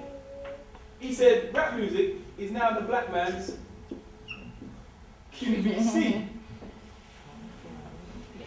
You know QVC, the shopping channel? Yeah? So check the flip. So now you listen to rap music and what's going on? What's man talking about? Talking about lay. Absolute lay. Lay. Lay. Okay. Yeah. Explain to us what lay is. If it's lay, like lay. Yeah? Say what? No, we're supposed to speak up. Speak up. So yeah, absolute lay, rubbish. Yeah, foolishness. That's what it's all about now. And then people start thinking, hold on a sec, all the rap music is like that. Wrong. Conscious rappers, intelligent rappers, still there, putting stuff out. But because the mainstream media is now so completely locked down, if you have any views that challenge mainstream, basically you white. Yeah? You have anything that speaks out against the idea of whiteness and whiteness, then you're in trouble. You ain't getting no airplay. KRS-One. What do you call him? The blast master. KRS-One. The teacher.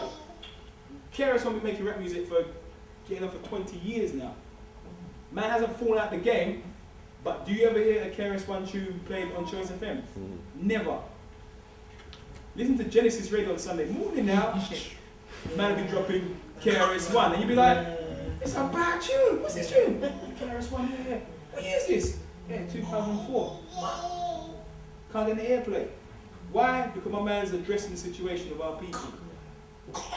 Talk about killing niggas, yeah, you get a record deal. Say your woman's a bitch, oh yeah, we'll sign you up. Say my woman's a beautiful black queen who needs culture. Let me give her some Islamic culture and clean her up. Forget that. You ain't getting an airplay. So, getting back, where next for Black Power? Where? Where do we go? Where do we go with our degrees, with our qualifications? What do? We go and work for the banking system? They'll employ you. Maybe not as a banker, maybe as a cleaner, but they'll employ you. Yeah? Where you go? You get a job working for the National Health Service, and then you see stuff like this, these books like this. AIDS and the Doctors of Death. An inquiry into the origin of the AIDS epidemic. And then you go down to King's College Hospital, and you find out that in South London has the highest rate of AIDS in Western Europe. The highest rate of AIDS in Western Europe is in South London. Where is this university located? South London. I never heard you guys at the back. This is the University of South London, you know. This is the Lidl University of South London. Don't let me tell you the South Bank. The highest rate of AIDS in Western Europe is in South London, where we're studying. Be careful who you meet. Be careful where you hang out. Yeah? And then check it. So on top of that now, so you think, okay, well, you know what? Maybe I can change the system from within. Let me get in the change from the inside. Yeah. True. Yeah, brother. You know, if you want to steer the boat, brother, you can't be on the side of the dock, brother, and the boat's going away instead. You got to be inside the boat, brother. You know what I'm saying, man? You got to be inside the boat. Yeah. True. And what if the boat is called the Titanic? Then what happens? Where are you steering it to? Okay. You understand? One colleague of mine was working in a sexually transmitted diseases clinic, Camberwell, King's College Hospital. Do not, if you get sick, don't go King's College. Don't do it. They experiment on black people there. Telling you, they experiment on black people in King's College Hospital. I tell you clean. I know people went to King's College Hospital and come out dead. When they're healthy, came out dead. I had a meeting one time with a government minister in one country and the Caribbean. I ain't going to say the country because my man's still working in the government. And me and the gentleman, we had a meeting, we sat down, he was like all formal like this. How you doing? Listen. Go to the man's office, we sit down, the man closed the door. The man whispered like this. This man is in government and he's in his office where he worked in the government in the Caribbean. And my man's like this. You know that they experiment on black people in England, yeah? I said, yeah, I know, sir. He said, okay. And the man gave me some funny handshake. I said, yeah. You laugh, but this is what goes on. I was producing a radio show one time, and I did a show on strokes amongst the black community. Yeah? Strokes affect black people sky high. We're 3 times more likely to get a stroke than a white person. But then the way they treat us, the level of treatment we get is less. We get a lower class of treatment. So when you're walking around, you see black man like this, walking around just like this. You think, right, he spoke too much crap. Well, that might have triggered it, but the man got a stroke, they couldn't treat him. You know what I'm saying? So 2 twos now, so I'm doing this radio show, piece. So I have to interview someone in the press office at King's College on this show. I said, excuse me, how do you account for the disparity between, strokes amongst blacks and strokes amongst whites? What is it? And she said, well, and she ran a whole list of different factors, socio-economic factors, i.e. racism. But she couldn't come out and say racism because then, bingo, game's all over. Yeah? So you give it all these different socio-economic factors. Get the hell out of here. What we're the lowest achievers in school. We have the highest unemployment. We have the highest murder rates. We have the highest drug dependency rates. We have the highest rates of sexually transmitted diseases. We have the lowest life expectancy. Highest unemployment. Lowest wages. We go to the worst universities. You understand what I'm saying? We're crazy as hell. Why? What? Is it just like that? Where's my book on? Is it like that? Or is it something to do with this? Yeah? So she says, well, so there's this and there's diet and this and that. Black people now start to eat a lot of junk food. Go away from our natural diet. I said, oh, you mean the slave diet? Curry goat, slave diet. Saltfish, slave diet. Slave diet. You understand what I'm saying? All them Souths and them kind of things there. For those who come from back home Caribbean, Guyanese and Bajans and things, Souths, that's pig foot and pig ears, cook up, that's delicacy. Slave food. Slave food. Yeah? But it's become part of our culture, part of our DNA now. Not realizing that the high salt that we put in the food, we like the food salty and spicy. Excite my tongue. No. Hide the taste. Excite my tongue. No, hide the taste. Excite my tongue, baby. No, hide the taste, son. Why? Because the food that we was given was the worst food. So you do anything to make that food taste like anything else. Imagine, you be working in the field for 25 hours straight. You hungry as hell, man give you a pig ear. You can't just go, yeah. You give me a pig ear, You put some garlic on it, you put some chop up some, you boil it down, you do anything to say it's not a pig ear, it's sauce, it's a delicacy. No, it's slave food. And that's what we're dying. We're dying from our diet of slave food. So I said to lady, so what else is it? Diet. A lot of junk food. A lot of our sisters can't cook today. A lot of brothers can't cook to save their life. That's why we're dying. And where the sisters should come into the equation and cook, a lot of women are now liberated. Cooking for no black man, you're mad. Come on, microwave oven. Who does your cooking, sister? Captain Birdseye cook for me. Sarah Lee does my cooking. You ain't been to Sarah Lee's kitchen yet, have you? You ain't been Captain Birdseye on his ship. You understand what I'm saying? Happy meal? Nah, sir. Killer meal. For real. So check the play. The diet is killing people. Triggering all kinds of mad problems in us, yeah?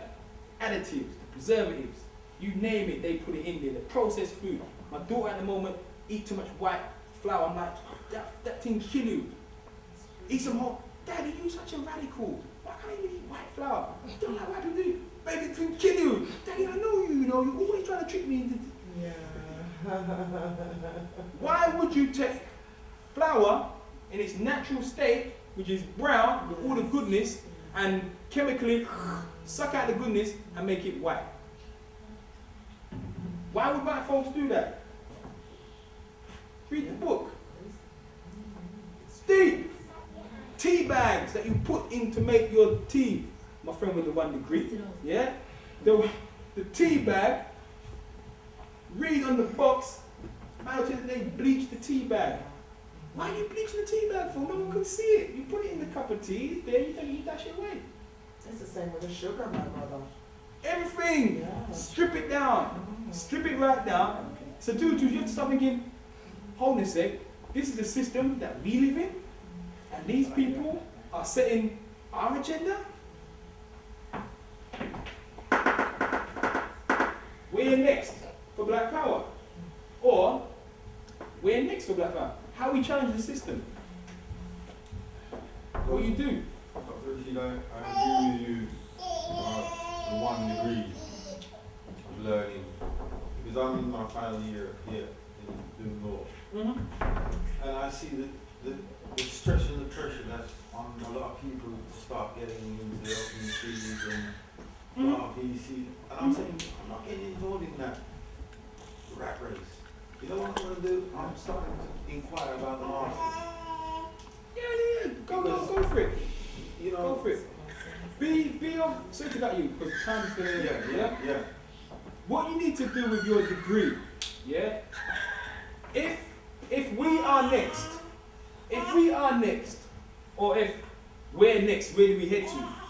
Depending on where you stand in terms of your politics, because that's why I like the sister how she interpreted what I said. Because I was like, rah, that got me thinking. Yeah? If we're next, what is the responsibility that we have to carry with us?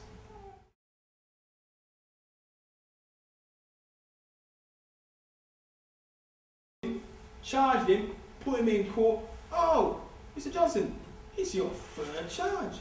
Do you realise that under the law introduced by President Bill Clinton, who's meant to be the friend of the black man, your ass is in jail for life?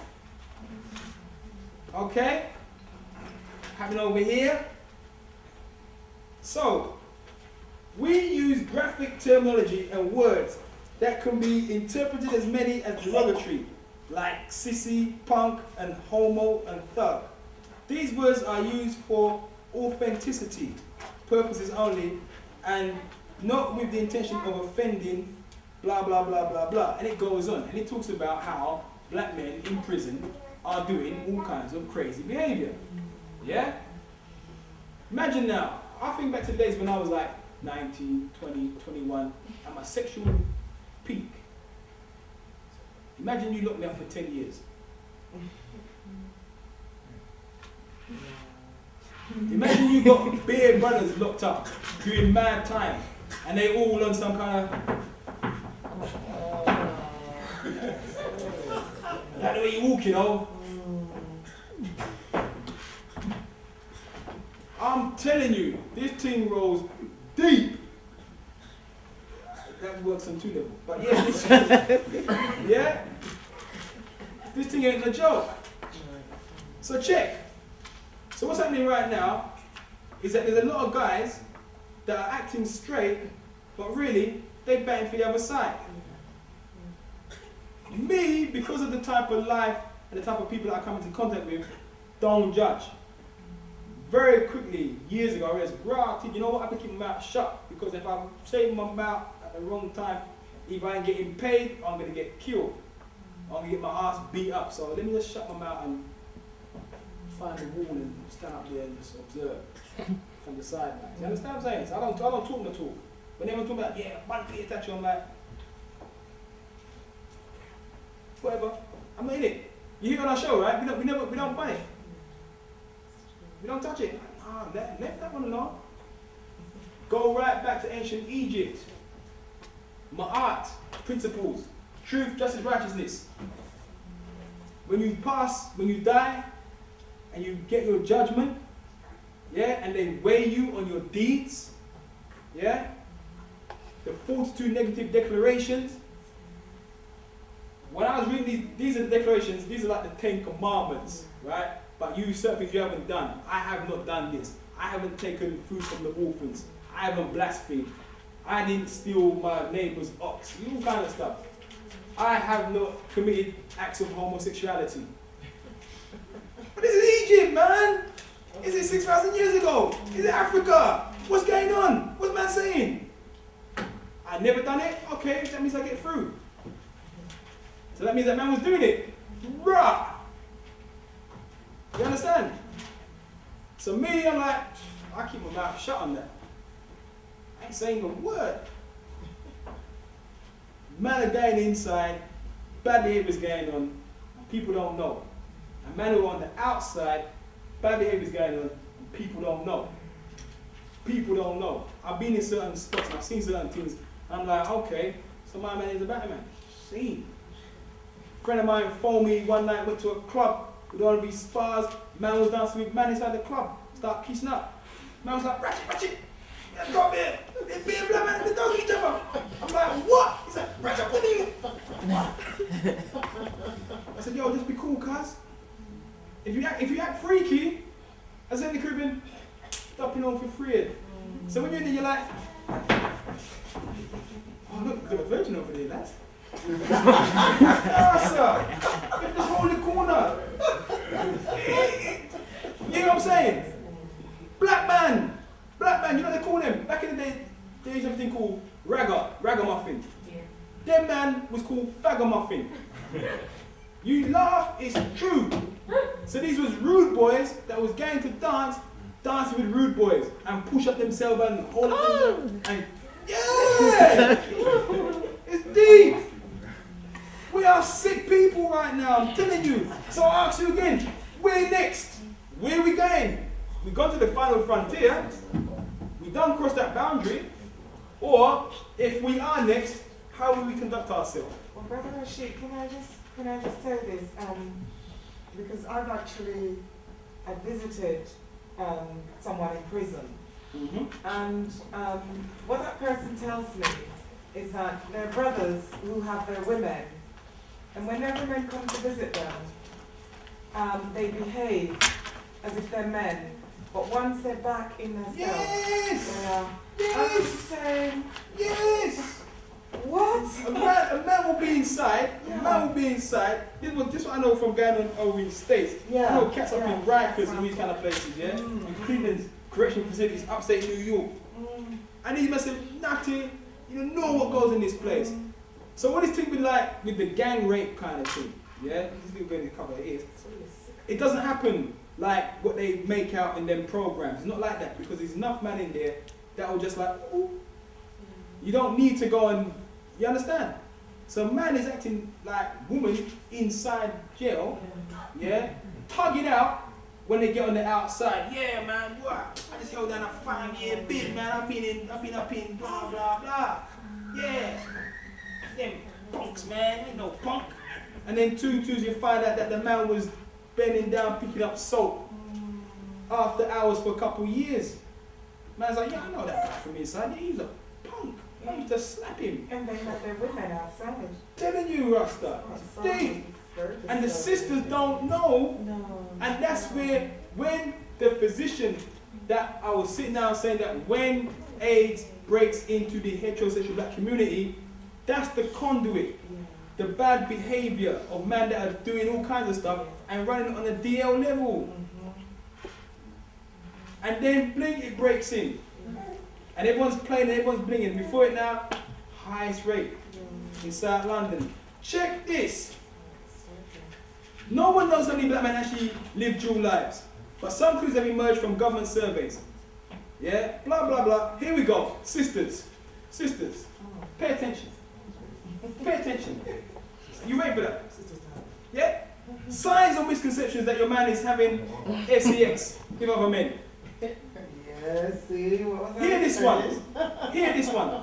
This article is written by a man who interviewed man that was doing bad behavior. So they know what that's what this magazine doesn't get no advertising revenue because this man gets you straight. If you come with some kind of vibe type of wow, everything's really cool, we're making money, we're all fucked out, we got our muscles and our tattoos, yeah. You get advertising like yeah? You come in a magazine like this, they say half the man is punks. You ain't getting no advertising. You ain't getting advertising. Yeah? You interview man that's been in jail and that has shifted mad crack and then realised that you've got to educate the youth to get away from drugs. That's his story. But I wouldn't say education. The youths. Is that the key? Nah. Don't get advertising. Don't get advertising. You ready for this? You ready for this? You ready for this? Yes. These are the five. Five. I can't read them, man. Huh? Here's the first one. First one is how to spot if your man may or may not be leading a double life. If he eats like he's sucking okay, remember this American magazine, right? That's number one. Oh my goodness. Number two, if he lets you touch his in any way. Yeah? I mean, I heard some mad woman told me some things about her and I was like, yo, your boyfriend's a batty man. No, he's not, he's just kinky. I said, he's a batty man, I'm telling you. I'm telling you. He said, you come in here, I'll box you down. Yeah? NIGGAS, who take SHITs after they eat, have loose ASSHOLES, which means they are getting in it. Street Bible. If he hangs out with his boys when they do his drink, one drink too many and bam, anything happens. Yo, G-Dubs, you know you're my nigga, right? Yeah, man. No, I mean you my nigga, right? Who knows what happens? Who knows what happens? Yeah? If your man wants you to, if your man wants to wear your underwear to turn you on,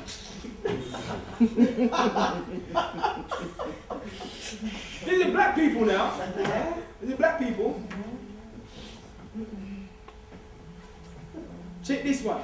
If your man, if he has this one homeboy who he is real possessive over, or what he throws you in the shade when this homeboy comes around. You understand? Like, you know, it's my dog. You know, oh yeah, you know, this was my girlfriend. Yeah. Who knows what goes on? Yeah, and it just goes on and on and on. If he's into having threesomes with one lady and two men, blah blah blah. But this magazine here, I tell you, is off the wall. It's got another article here called "Do Women Cheat?" Ah! Do Women Cheat? Where you get it from? Where can you get done even from? I'll tell you what I'm going to try and do. Yeah? I will try and hook up, because I was with the editor on Friday. We was at one spot, I bumped into him, yeah? I know him, he's an old school cat. I'll try and get him to come down and do, you know, because you want to get like different range of people to come in and talk. You know what I'm saying? You want some entertaining people, you want some comedian type people, you want some deep intellectual type people. So you need to get like the whole dimension of what, you know what I'm saying? Yeah. You know, not everyone can be super deep, and not everyone can be super whatever, you know? Every man's got to find everyone's got to find their niche, you know? So yeah, I'll try and hook it up. His name's Saint. That's what they call him, Saint. Saint. And he's a hustler. And he's tight. He's you know, the guy's on point. He's on point. Nice brother. I think tomorrow, Robin Wolf is coming through. Yeah. I've got Robin Sevi, yeah. I've got a few emails on the beach. Okay.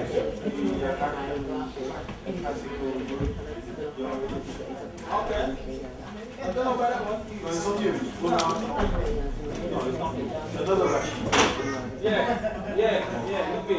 Right, so, gentlemen, I want to show you one minute clip. And these are the questions, yeah, that when you think about going into service for your people, this is the information that you need to kind of have in your head so you don't get confused about who you're serving. Yeah, knowledge of self is what you need, right? And so I just ran you one little Malcolm clip here. Our own black shining prince, who did not hesitate to die because he loved us so much. Who are you? You don't know. Don't tell me Negro, that's nothing. What were you before the white man named you a Negro? And where were you? And what did you have? What was yours? What language did you speak then? What was your name? It couldn't have been Smith or Jones or Blunt or Powell. That wasn't your name. They don't have those kind of names where you and I came from. No, what was your name? And why don't you now know what your name was then? Where did it go? Where did you lose it? Who took it? And how did he take it? What tongue did you speak? How did the man take your tongue? Where is your history? How did the man wipe out your history? What did the man do to make you as dumb as you are right now? If you can't do for yourself what the white man has done for himself, don't say you're equal with the white man. If you can't set up a factory like he sets up a factory, don't talk that old equality talk. Do you consider yourself militant? I consider myself now.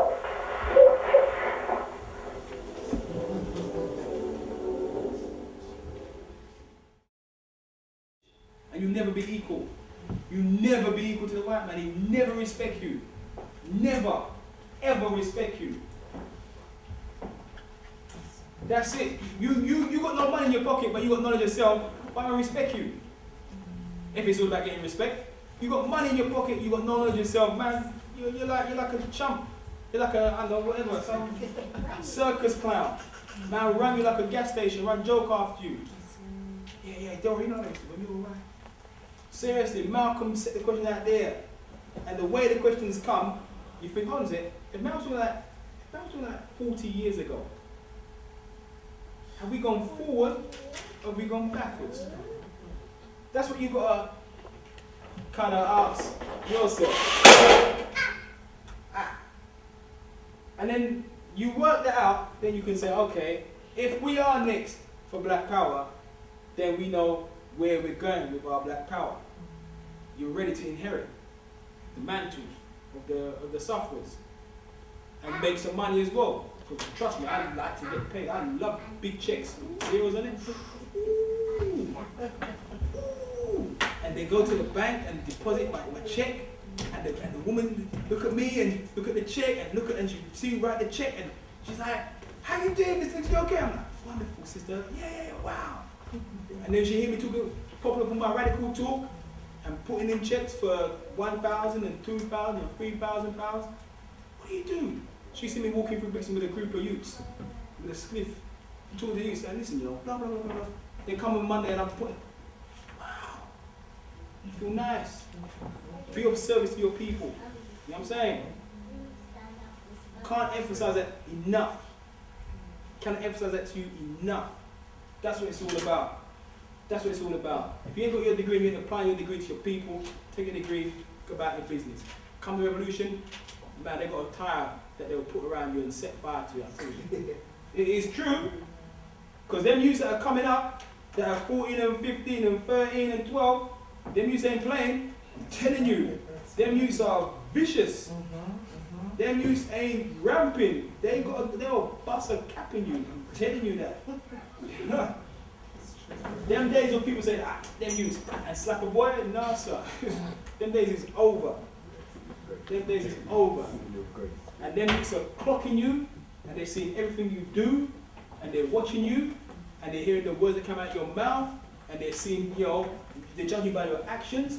And when the time comes, they say, okay, old man, where's your head at? Where you going? Are you with us or you against us? I remember reading there's one story in the newspaper. Some girl had I think she got robbed in a shop. She must have had a 20 grand Rolex in the shop. Youths came and robbed her, the Rolex. And she's there saying, but I'm black. And I'm like, you obviously back in some mystical age. You understand what I'm saying? Me, live Summer Leighton. I'm not wearing a 20 grand watch. I don't care how much me and them used to down. Them used to be like, why she got a 20 grand watch? You find my hand in the gutter somewhere. You understand? No, sir. But I'm black. Why did they rob me? Couldn't they see I was a black woman telling me, man? And she'd be the same woman that would turn around and say, you get a job. Look at you, lad. You can't play it both ways. That's my point. You can't play, either you in it or you out. Yeah? Or you can kind of walk that intellectual tightrope and then you're a proper jigger. And then people will be like, right, you get shot from both sides. Yeah? So I hope that I gave you guys some food for thought. You know, I hope you made some sense out of what I said, because I don't know what the hell I said, because it just came out as it did. And give yourself a round of applause, and I suggest that what you guys do as a society, yeah, on this level, as a society, you sit around and you get yourself a mission statement, if you haven't already got one. Get yourself some aims and objectives. Take some of the stuff that some of the business students are picking up. Apply it to your business. Your business is your blackness. Yeah? Take some of the concepts that the media students are using and work on some little campaigns to increase the amount of people in here. Take some of the stuff that the politics students are using and put that into your ideology. Say, well look, you know, I read Marx and Marx is an old devil cracker, but he did say something that was quite interesting. You know? Make the stuff that you're studying real. Make it live. Make it applicable. Once I become freaky deaky, radical, every single piece of work that I did that I could get away with, I applied it to black people. You give me any question, I'll be like, yeah. Okay, well, the global world trade system is da-da-da-da. But for black people, it's like this. And I just go into the thing, but make sure it relates to the question. And at the same time, you're like, hold on a sec, and you pick up all kinds of stuff. European unification, the free movement of goods, people, services, the Maastricht Treaty, Treaty of Rome 1957, yeah, we can move across boundaries, yeah, that's cool, that's wonderful. But if you're black, and you go to something like Belgium or something like that, and you're an EC citizen, how are they going to handle you? I had a spot of mine was working in finance on the way to Brussels on Eurostar, black man, South Bank, went to work in the city, same was on mission, he's going to Brussels, customs come through the train, who do the customs people stop? Who do they stop? They stop the one black man, where's your passport? In front of bare white people, where's your passport? He's like, and he phoned me, he's like, Ratchet, they made me feel like an idiot. I said, but you're an idiot though. What do you expect? What do you feel like an idiot? You wasn't even a bunch of devils in the city. You're going to Brussels, Belgium, King Leopold, cut off the hands of all 100 million people in Central Africa because they didn't pay enough taxes. know who you're dealing with. You're dealing with devils. So make your stuff applicable to who you are.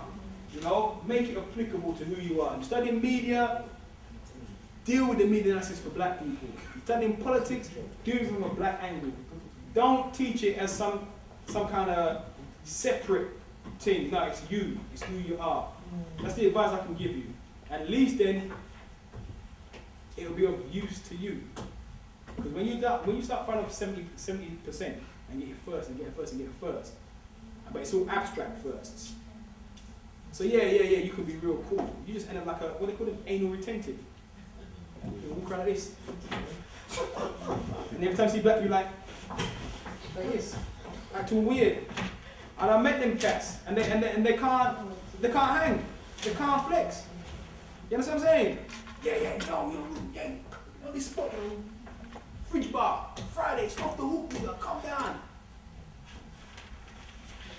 Rashid, everyone's black. Yes, Brixton, cars. They're awfully fine, huh? What did you do in university, man? What did you do? You get slapped.